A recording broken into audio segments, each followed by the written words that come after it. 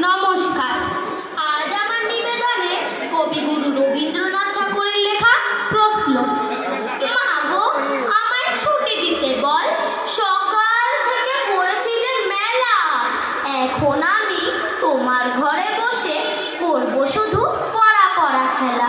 তুমি বলছো দুপুর এখন সবে, না হয় যেন সত্যি হলো তাই।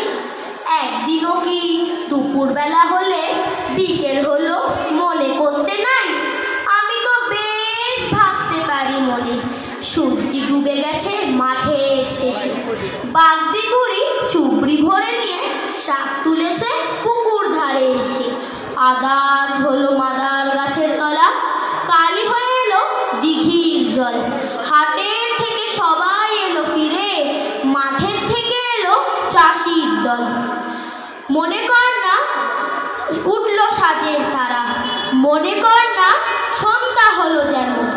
রাতের বেলা দুপুর যদি হয়, দুপুর বেলা রাত হবে না কেন? নমস্কার।